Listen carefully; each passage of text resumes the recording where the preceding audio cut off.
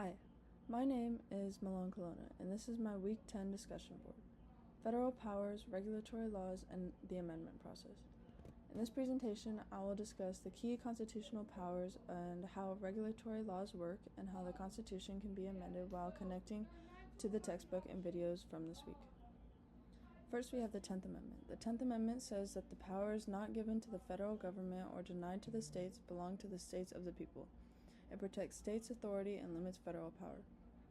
In the section of the textbook, Federalism and Division of Powers, it explained that this amendment reinforces the idea of federalism, a balance between national and state authority.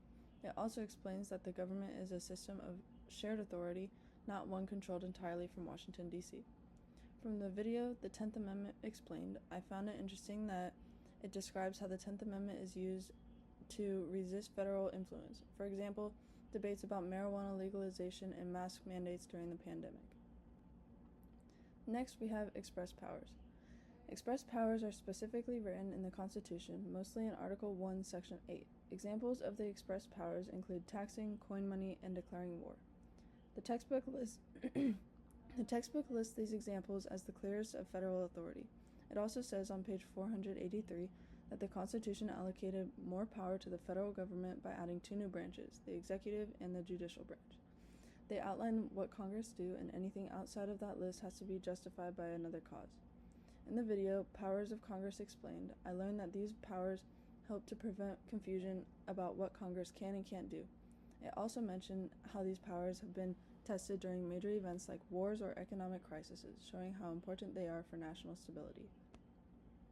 Next, we have implied powers. Implied powers aren't written directly in the Constitution, but they come from necessary and proper cause, also known as elastic clause.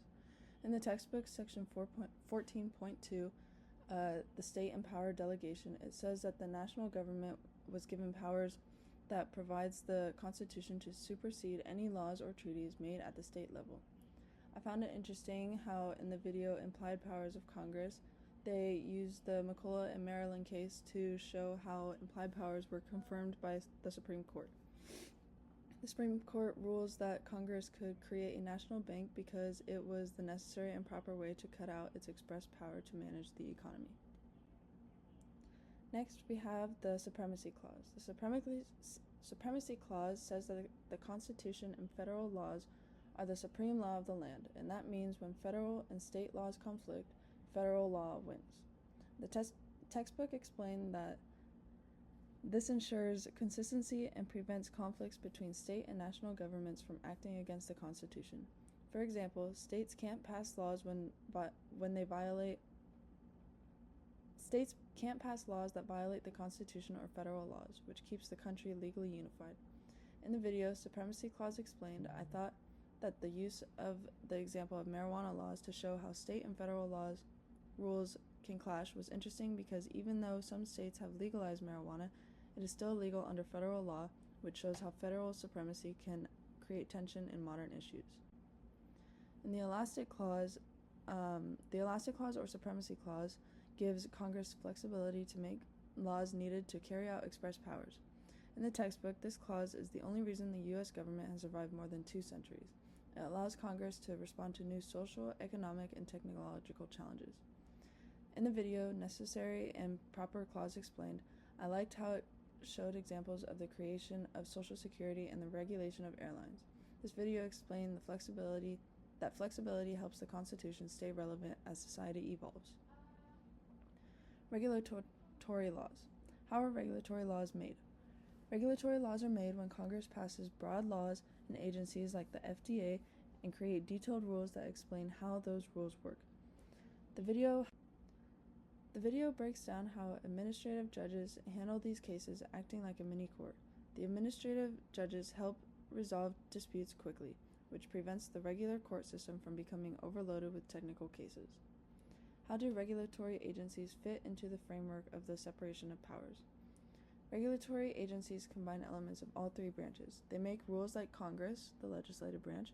They enforce rules like the president, the executive branch, and sometimes judge disputes like courts, the judicial branch. This challenges the strict separation of powers, but it also makes the government more efficient. I think the U.S. might benefit from fewer agencies or at least better communication between them. Too many overlapping agencies can confuse citizens and waste resources. However, specialized agencies help protect health, safety, and the environment. The Constitution. How is the Constitution amended? The amendments can be proposed by 2/3 of the Congress or by a national convention requested by 2/3 of the states, and then 3/4 of the states must ratify the amendment. This process is meant to be difficult, but it's making sure that supported changes become part of the Constitution. The First Amendment protects basic freedoms like speech, religion, and the press. It is the foundation of the American democracy. The 13th Amendment abolished slavery from after the Civil War and redefined freedom for millions of people. And the 19th Amendment gave women the right to vote, which expanded democracy even further. And the Constitution, this is my conclusion. The Constitution gives the U.S. government flexibility and strength through its structure of powers, its regulatory framework, and the ability to be amended. These systems balance authority, protects rights, and helps the country adapt to change. Thank you for listening to my Week 10 discussion board, and I hope you have a great rest of your day. Bye.